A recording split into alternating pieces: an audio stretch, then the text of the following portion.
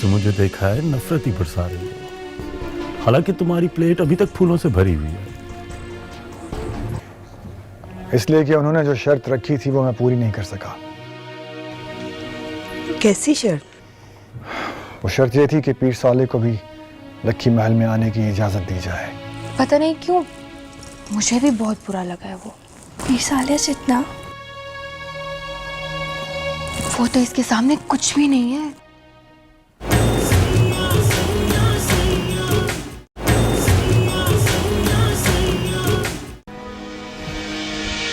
गुड्डी,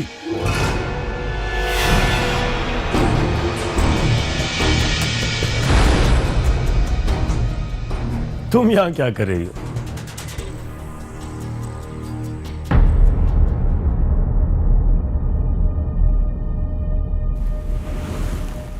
खैर, ये बताओ पीर साले का नया कारनामा क्या है? ताया सरकार ने उस पर बैन क्यों लगाया? मुझे तो समझ में नहीं आ रहा उनका इतना स्ट्रांग रिएक्शन। वो जैसा भी है तो हमारे खानदान का अपना ही।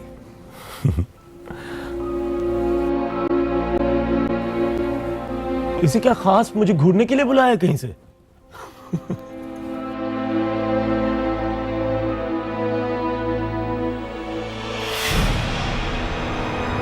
लो, चली गई।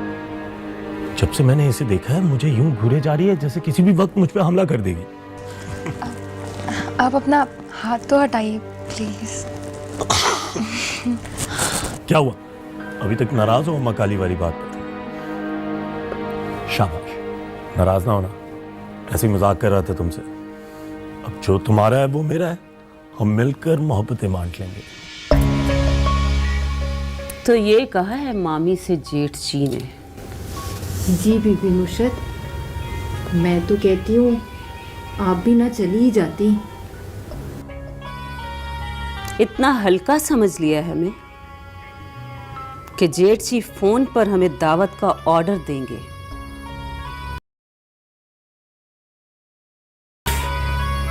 रबील के लिए और आपके लिए मैंने पीर साले को मदऊ नहीं किया और मैं अपने बेटे को छोड़कर चली जाऊंगी। पर बीबी नुशत, इसका नुकसान तो हुआ ना। उन्होंने तो बरादरी के बुजुर्ग के सामने साफ साफ कह दिया कि वो छोटे सरकार से कोई ताल्लुक नहीं रखना चाहते। ताल्लुक तोड़ने से क्या फर्क पड़ता है मुंदरी? लोहो कलम से रिश्ता तोड़कर बताएं तो मानो। खुदा की खुदाई में मेरा बेटा बख्ता वाला खानदान का चश्मो चराग है। बदनाम है, बदमाश है, पर बदजात नहीं। उसी खानदान का खून है वो, वारिस है उस खानदान का। और मैं अपने बेटे को लक्की महल का हिस्सा बनाना खूब जानती हूँ। बीबी जी, सुना है बड़े सरकार बहुत ही बरहम है। कमरा भी अलग कर लिया उन्होंने। और बीबी से तो वो बात भी नहीं करते हैं। कहते हैं इस बच्ची को मैं बाप बन के पालूंगा। इसी वजह से ना बीबी शहर बानो और बड़े सरकार के बीच में बिगाड़ पैदा हो गया। तुझे यकीन है कि ऐसा कुछ हो रहा है वहां? जी बीबी जी, पक्की खबर है।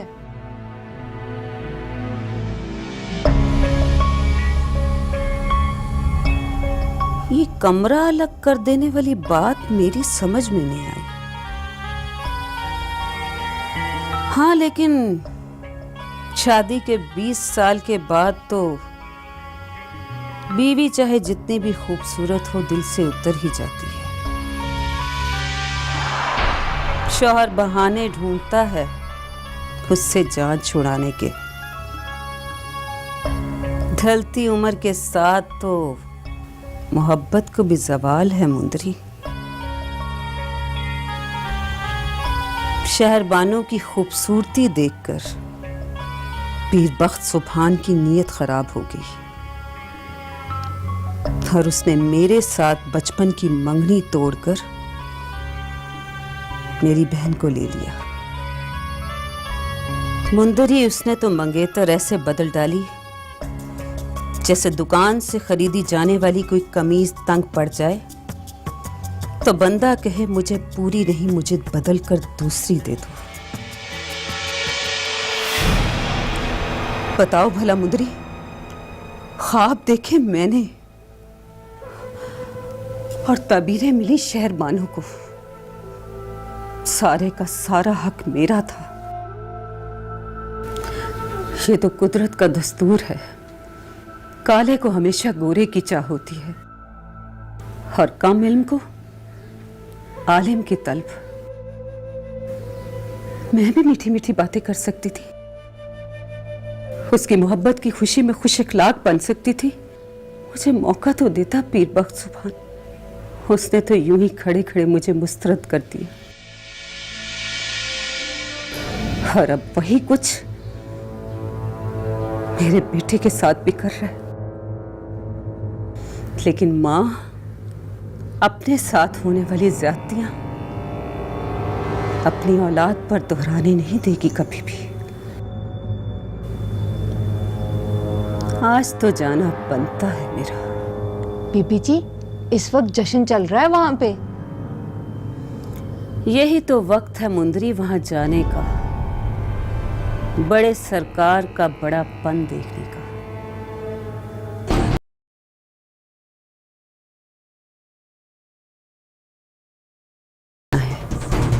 तैयारी कर ले।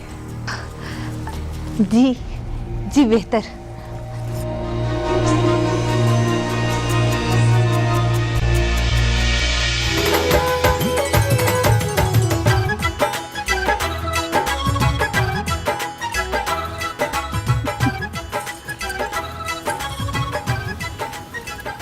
अरे तुम मालका हो ना? जी। वही जो बाजी की तीमारदारी पे आई थी। जी। अरे कहाँ चले गए थे तुम लोग? हाफिज साहब कहाँ हैं? जी, उनकी वफात हो गई। बड़ा ही नेक इंसान था तुम्हारा अब्बा। तुम्हारा भाई क्या करता है? जी, अपना छोटा सा होटल है उनका। और शौहर? जी, परदेस गया है। इसीलिए ना सारी बांदियों से ज्यादा कीमती कपड़े पहन रखे हैं तुमने। हुलिये से ही किसी अमीर आदमी की बीवी लग रही हो। अरे नहीं मामी जी, इसका शौहर तो ऐसे गायब हुआ है कि मिलता ही नहीं। ये तो मेरे कपड़े हैं जो इसने पहने हुए हैं। वो इससे तो क्या, अपनी बेटी से तक नहीं मिलने आया कभी। अब साईं ने कहा है कि अपनी परवरिश में ले लेंगे, अपनी बेटी बनाकर पालेंगे उसे। वैसे शौहर भी ना, कोई एहसास नहीं होता इन्हें। बच्चों का कोई ना कोई सरपरस्त तो बन ही जाता है, लेकिन बीवियां तो दर बदर रह जाती हैं।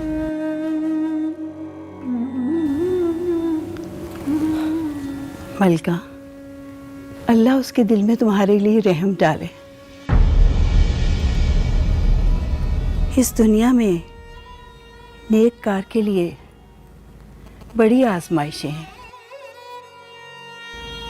हाफिज फजल दीन की बेटी इस गांव की सबसे पहली मैट्रिक पास लड़की, सोनी सूरत और सीरत वाली, सबसे ज्यादा दुख झेल रही है।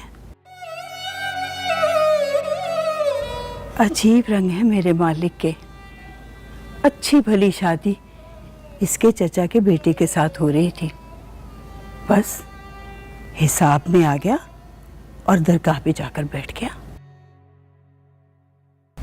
क्या मतलब? इसकी शादी इसके चचाजाद से नहीं हुई? अरे कहाँ, लोगों का ख्याल है कि वो माइयों वाली रात ही भाग गया था। हाफिज साहब शर्म के मारे सुबह सवेरे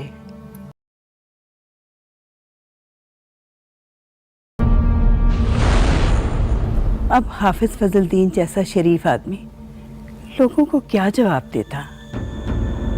इनके गायब होने के 2-3 महीने बाद इसका चचा का लड़का वापस आ गया और हमारी दरगाह पे बैठ गया। ऐसा कमला गया था कि किसी की बात का जवाब ही नहीं देता था, जैसे गूंगा हो गया हो। बद्दुआ लग गई दरवेश हाफिज फजलुद्दीन की। तो किससे हुई तुम्हारी शादी?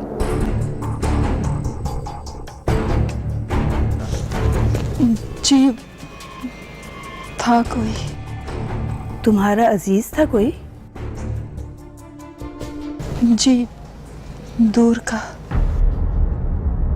अच्छा, वैसे कभी अपने चाचा साथ भाई को जाकर दरगाह पे तो मिलो। ये क्या करेगी जाके? उसे तो होश ही नहीं है, वो तो बिल्कुल मजसूब है। मलका, जी सरकार। एक कप चाय तो पिला दो। जी सरकार।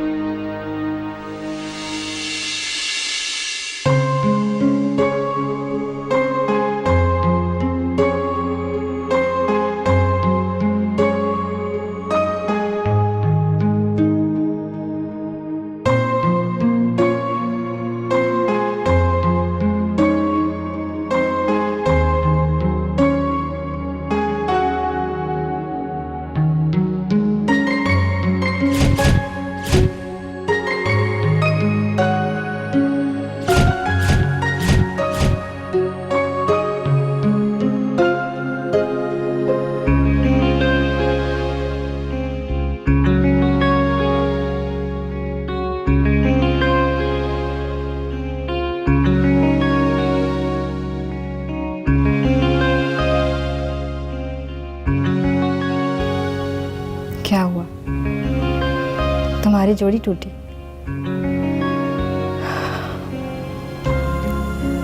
मेरा तो दिल टूटा। टूटा क्या, बल्कि कुचला गया उसके जूतों के नीचे। दूसरे इयररिंग के साथ साथ वहीं कहीं उसके पैरों तले गिरा था।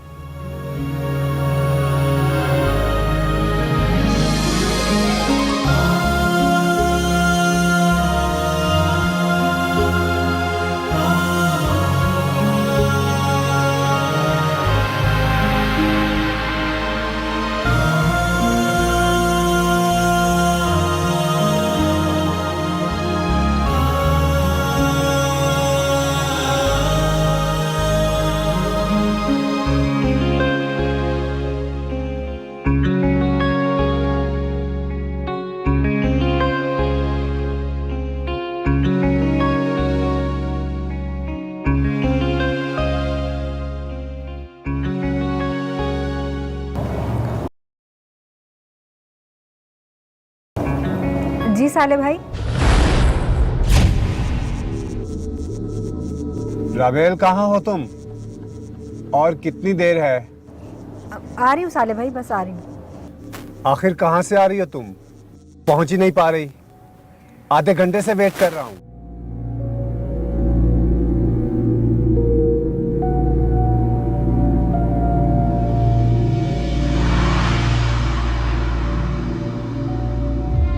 एक तो ताया सरकार ने जिंदगी अजाब की हुई है। अच्छा खासा प्राइवेट बीए कर रही थी, पकड़ के यूनिवर्सिटी में डाल दिया। देखता हूँ अपनी बेटी को हॉस्टल में रखते हैं या घर में। सारा इनकलाब पराए बच्चों के लिए ही होता है।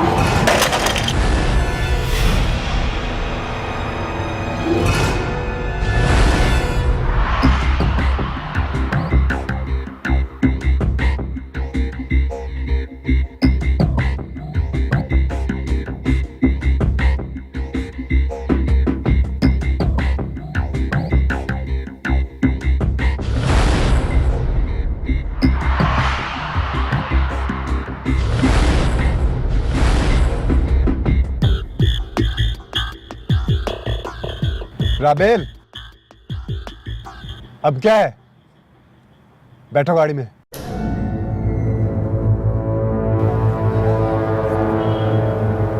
साले भाई, आपने फाइनल ईयर की लड़के की बाइक को डैमेज कर दिया है। मैंने? अच्छा,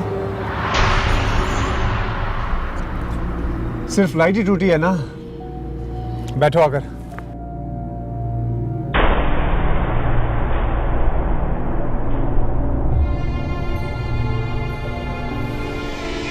अच्छा, ये तो सेकंड ईयर के राबेल की गाड़ी है।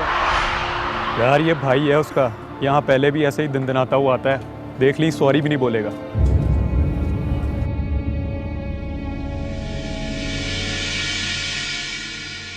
मैंने तो इसे पहली बार देखा है। अबे नहीं यार, ये बड़े लोगों की बेटी है, खुद तो सादा सी रहती है मगर इस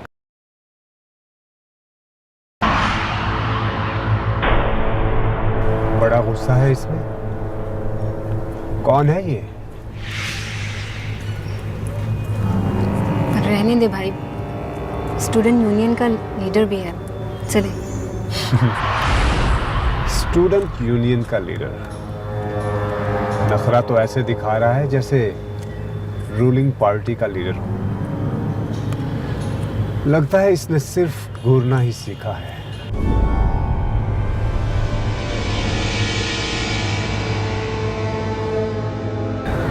जाहिर है भाई, आपने उसे सॉरी तक नहीं बोला।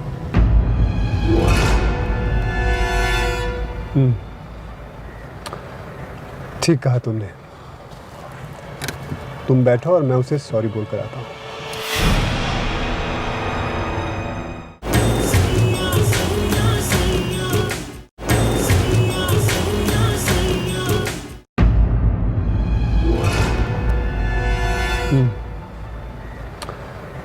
ठीक कहा तुमने। तुम बैठो और मैं उसे सॉरी बोल कर आता हूँ।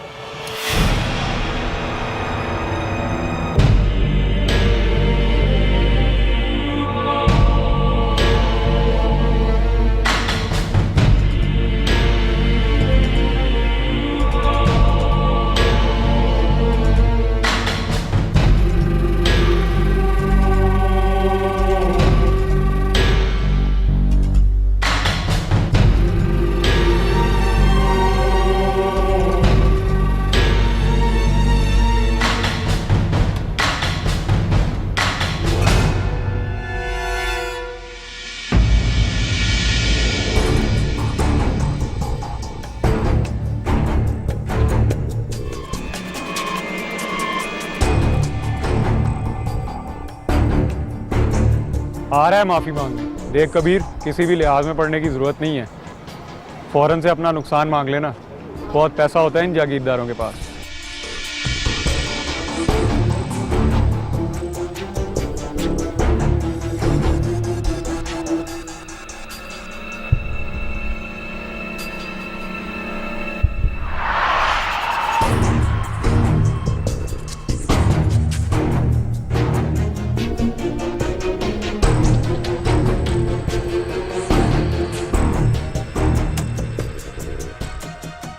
घूर किसे रहे थे? क्या मतलब? मतलब ये कि तुम्हें इस तरह घूरने की जरूरत क्या है? तुम अपने होश में तो हो। बेहोश तेरे जैसे लोग होते हैं, मेरे जैसे नहीं, समझा? क्या मतलब? मतलब समझाने का टाइम नहीं है मेरे पास। चल शाबाश, नुकसान पूरा कर। फर्ज करो कि मैं पूरा नहीं करता, तो क्या कर लोगे? फर्ज नहीं, तू पहले फैसला कर। तू नुकसान पूरा कर रहा है या? हो गया फैसला। मैं नुकसान पूरा नहीं करूंगा। तो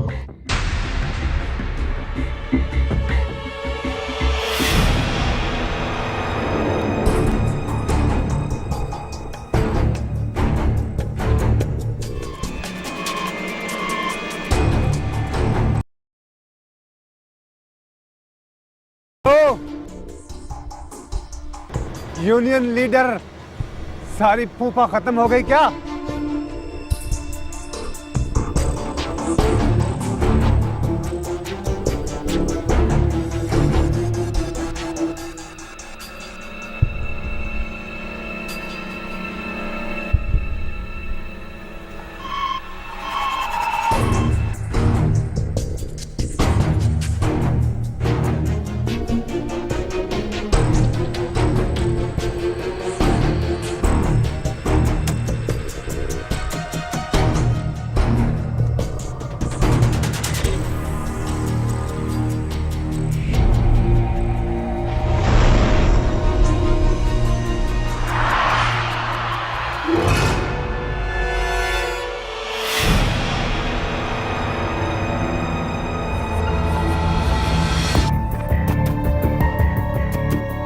कमजात, तेरी इतनी औकात कि तुम मुझे पत्थर मारेगा?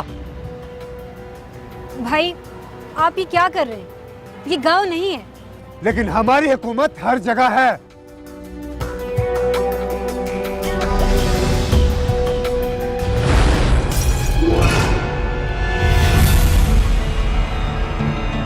मैं तुम्हें सिखाता हूं दादागिरी क्या होती है।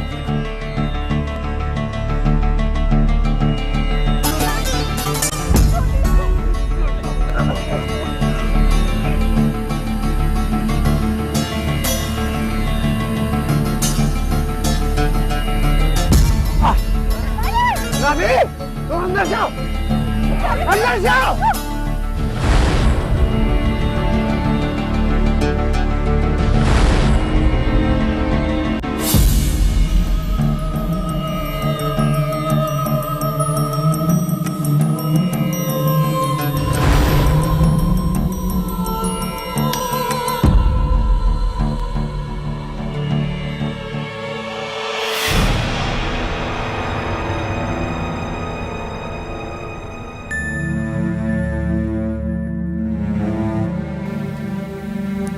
उस दिन से तुम्हारी कभी कभी की मुस्कुराहट, हमेशा की नफरत और मैं पूरी की पूरी मोहब्बत में बदल गई।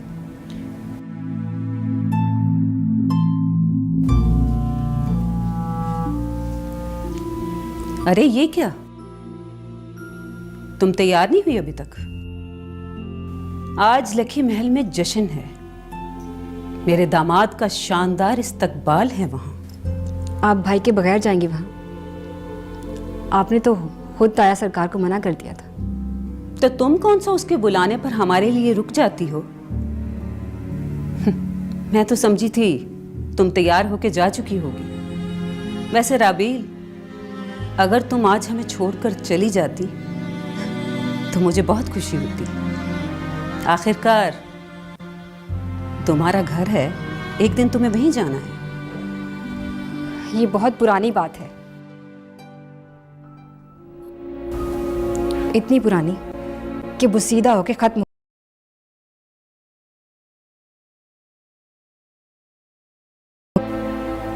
बल्कि हमेशा रहती हैं, कभी जख्म बनकर और कभी मरहम। जैसे ये रिश्ता अगर तुम्हारी शादी हराम से नहीं होती तो जख्म बन जाएगा, और अगर तुम्हारी शादी हराम से हो गई तो मेरे जख्मों का मरहम बन जाएगा। मेरे ख्याल में आप जख्म के लिए तैयार रहे। बाज़ औक़ात मरहम एक ही होता है राबील, जो दोनों जख्मों को शिफा देता है। तुम्हारा ताया मुझसे नफरत कर सकता है, साले से नफरत कर सकता है, लेकिन तुमसे ना नफरत कर सकता है और न ज्यादती कर सकता है। शाबाश, तैयार हो जाओ, तुम्हारा मंगेतर परदेस से आया है। अम्मा, खुदा का खौफ करें, उसे तो पता भी नहीं है इस बात का। तो अब बता देंगे ना।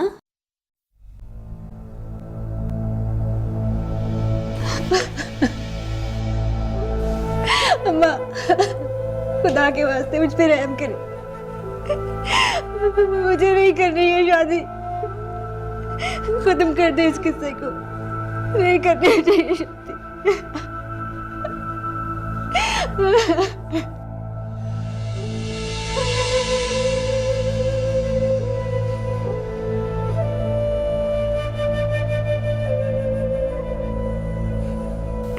अम्मा, नहीं करनी मुझे ये शादी।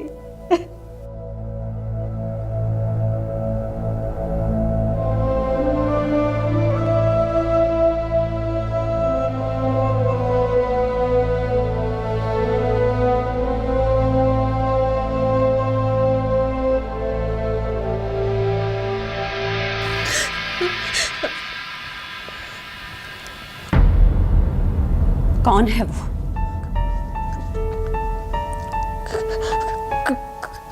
कौन? जिसकी वजह से तुम्हें इतना पढ़ा लिखा, काबिल और खानदानी लड़का अच्छा नहीं लग रहा।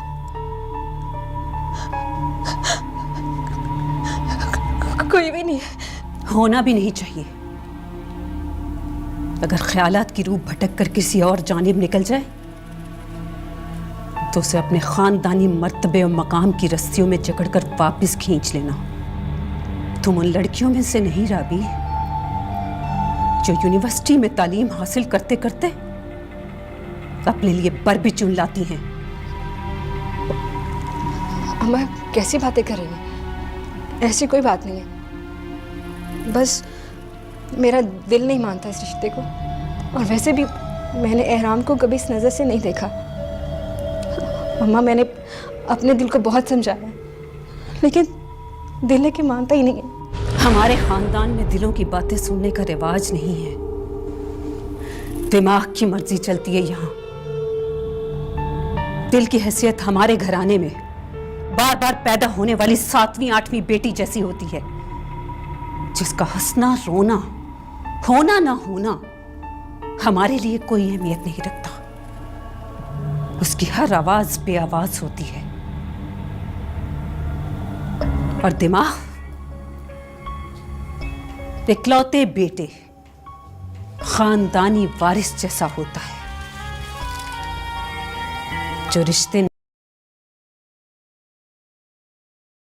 इंसान का फर्क समझता है, इसलिए उसी का हर फैसला माना जाता है। और दिमाग बादशाह के हुक्म के मुताबिक तुम तैयार हो जाओ, रखी महल जाने का वक्त आ गया है।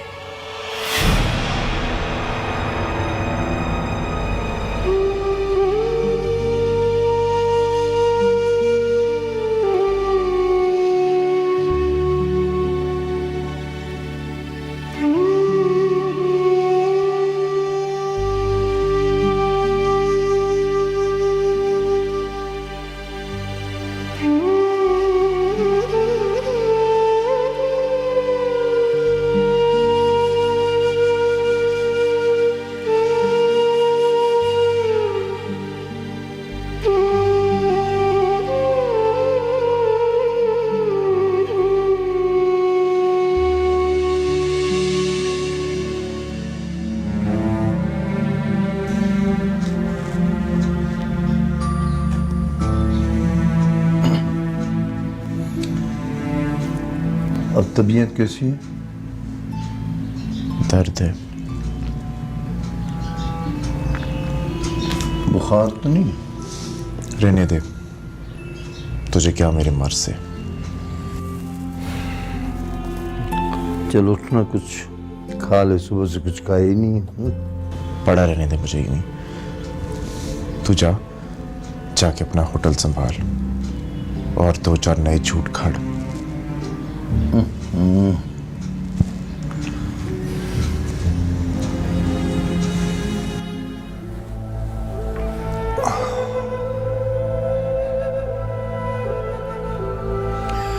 उन्हें अपनी जिंदगी गुजारने दो, वो लौटना नहीं चाहती। जब आना चाहेंगी आ जाएंगी। हमने उन पर अपने दरवाजे बंद तो नहीं ना कर दिए। मैं कुछ नहीं सुनने वाला अब्बा। अब तेरे मेरे दरमियान सिर्फ और सिर्फ एक ही बात होगी, पते की बात। या तो मुझे फुप्पी का पता दे, नहीं तो छोड़ दे मुझे मेरे हाल पे। अच्छा तो खाना तो खा लेना। सवाल ही पैदा नहीं होता। मैं वो 4 साल का कबीर नहीं रहा अब्बा, जिसे तू बिस्किट देके बहला लेता था। हाँ, अब तू बड़ा हो गया है ना। तेरे कंधे चौड़े हो गए हैं और मेरे कंधे झुक गए हैं।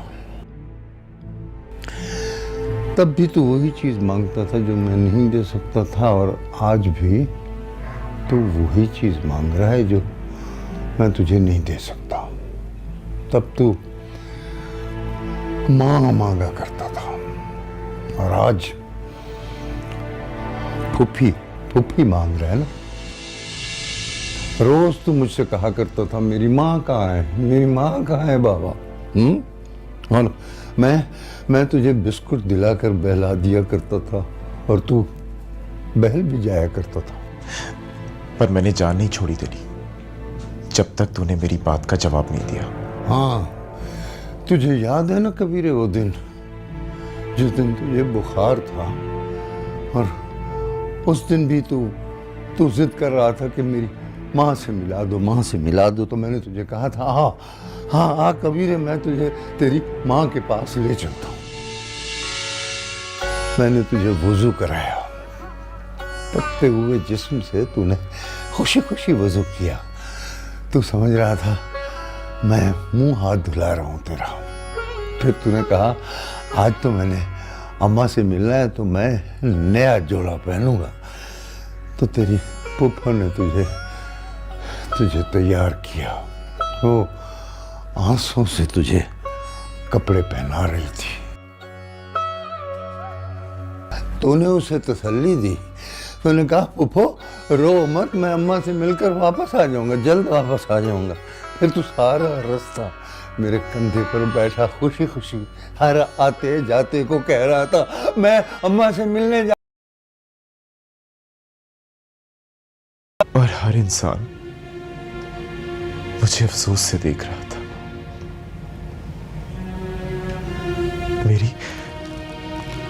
मेरी खुशी के जवाब में हर एक के चेहरे पे उदासी थी। कब्रिस्तान के गेट पे तूने मुझे कंधे से उतारा। मैं तब भी बहुत खुश था। कब्रों के दरमियान से गुजर रहा था और सोच रहा था कि ये क्या छोटे छोटे से पहाड़ हैं। फिर तूने मुझे एक कब्र के पास ले जाके खड़ा कर दिया। हाँ, तूने हैरान होकर कहा मैंने अपनी अम्मा से मिलना है अब्बा। और तूने कहा ले मिल ले अपनी माँ से। फिर तूने कहा ये तो छोटा सा पहाड़ है अब्बा, ये मेरी अम्मा तो नहीं। और तूने रोते हुए कहा ये छोटा सा नहीं, गम का पहाड़ है। हर दुनिया से जाने वाला अपने पीछे रह जाने वालों के लिए अक्सर गम का पहाड़ छोड़ जाते। मैंने अपने शऊर का पहला कदम कब्रिस्तान में रखा था।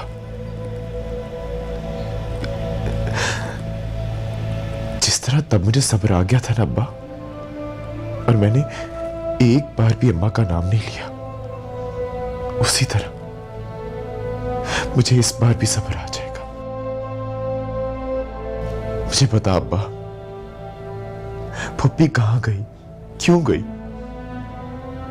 क्या कहानी है फुप्पी के पीछे? मुझे बता अब्बा, बता मुझे, फुप्पी कहां गई, क्यों गई, क्या कहानी है फुप्पी के पीछे? मुझे बहुत कुछ अजीब लग रहा है अब्बा, जैसे छुपा हुआ। ऐसा कौन सा मुर्शिद है जिसने अपना भाई बुला दिया, भतीजा बुला दिया, यहां तक कि अपना घर बुला दिया। जवान बेटी को लेकर धक्के खा रही है उन पीरों में। अब्बा मुझे एक बार जाने दे उसके पास, सवाल करने दे उससे। मुझे यूं बेचैन करके मत मार अब्बा। हाँ, अल्लाह ना कर, ऐसा ना कर पुत्र। तुझे मेरे सर की कसम है, मुझे फुप्पी का पता बता अब्बा, बता मुझे, नहीं तो सुबह तू मेरा मरा हुआ मुंह देखेगा। मैं तुझे बता रहा हूं। लक्की महर बख्ता वाला